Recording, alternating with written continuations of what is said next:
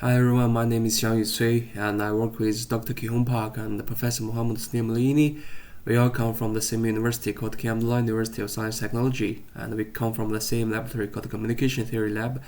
The topic today is about near-field analysis for extremely large-scale MIMO. It's about power, correlation, and user selection. I guess the slide might be 10 pages and the talk should be around 10 minutes. First, I'm going to give you something introduction about the background. Previously, when people doing wireless communication, they tend to use one approximation called far-field approximation, or here we call it the uniform planar wave model, because they think that this wave is propagating in a planar wave because the transmitter and the receiver is far enough from each other. One very critical point of this model is that they approximate the phase difference between two antennas by this red part here, and they think the attenuation for different antennas are the same because the transmitter is far enough from these receiver antennas, so they consider attenuation as the same. But one confusion people may have when they reading the deductions or the results of this far-field approximation is that the power will reach infinity as the number of antennas reach infinity, which cannot be true according to the law of the energy conservation. Even you receive all the power from this transmitter, you will just receive a limited power as the original. You cannot reach infinity. It's some controversy here. So when the number of antennas going larger and larger, we should use some more accurate model instead of this far-field model.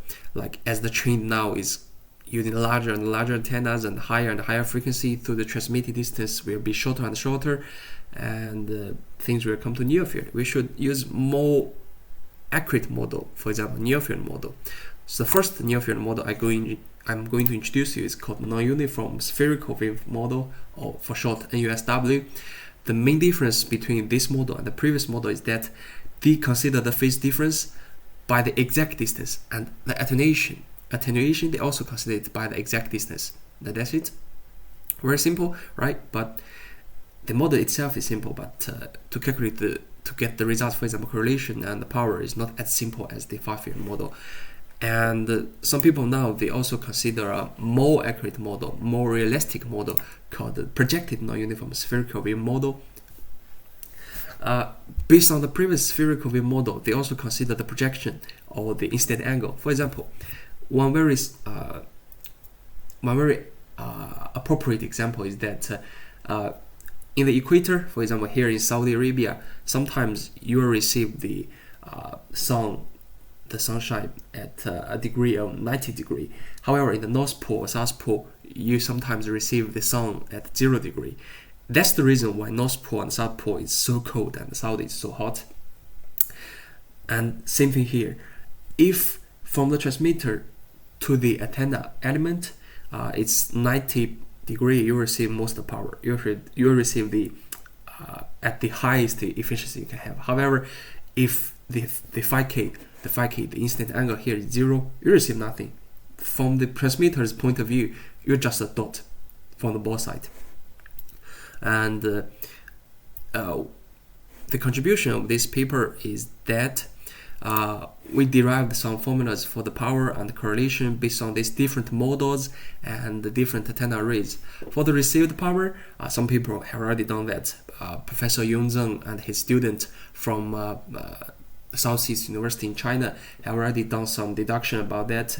The received power of the URA based on both models and the URA based on projected model, and we make some addition, and we make the URA on the NUSW model, and it's similar work, but this is similar work, but what's different in our paper is that, what's the first important contribution in our work is that we unify these received powers into one. By changing different parameters, you can get different received power formulas for different scenarios, And a more interesting, a more important contribution in this paper is that we make the correlation formula for different scenarios, for all different scenarios in this paper based on stationary feed method. So now I'm going to give you a taste of what these formulas look like. Let's first introduce about Professor Yongzheng's work in this paper. As you can see, the scenario is easy, just one user and one antenna array, and I will show you a very interesting result of their deduction. As the number of antenna goes to infinity, you will find that this receive power will come to a limit, and there's only one thing can decide this power, which is xi, which means the closer you are to this antenna array, the higher power you receive, and the further you are from this antenna array, you receive less power. And it really makes a lot of sense, right? If you're closer, you receive more power. If you're further, you receive like small power. It's like the how to see the planets. If you are close to the sun, this planet can be hot. If you are very further from the sun, very cold planet, right? Same thing here. And I'm going to give you a taste about what our unified power formula looks like. So it basically looks like this on the bottom, and by changing these different parameters, alpha to 0, 1, and 3 over 2, we can change different wave models, and by changing this M and R, we can change the different antenna arrays. By doing so, we can specific this unified power formula to different scenarios. And I'll give you a figure about URA, which means I put M to 0 and R to M lambda over 4. And as you can see, as I changed different alpha, which means different view models, the simulation and our result matches very well, which proves the practicability of our deductions. And one interesting point is, as I already said, on the far field, which is alpha equal to 0, the received power would linearly increase to infinity as the number of antennas increases to infinity. For me, however, the bigger contribution should be the correlation formula. It's more interesting and it can give us more insights. I think it's more important than the previous result.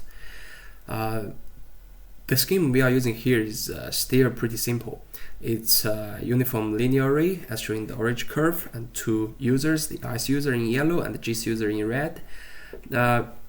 To help you understand what is deciding the correlation between two users, I give you the correlation with the number of antennas come to infinity.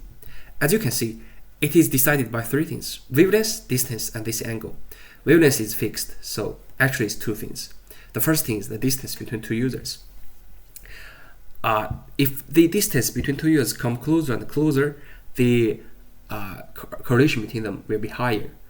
And if the distance become further and further to each other, the correlation will be lower. It makes a lot of sense, right? Closer they are, the higher correlation they have. The further they are, the lower correlation they will have. Another factor is this gamma ij. As you can see, if this IC user and GC user, they are perpendicular to each other, their correlation will reach the highest. If they are aligned to each other, they are aligned to the URA array, their correlation will be 0. So what's the best thing you can do if you have two phones and you are facing this uniform linear array? You should hold them aligned to the uniform linear array so you can receive lower interference. It is quite some useful insights, and beyond this, I only show part of the results in this introduction. Beyond this, you can check further about URA or other different wave models. Result is very interesting. You can see a lot of factors influence this interference. But beyond these insights, what's the real application we can do?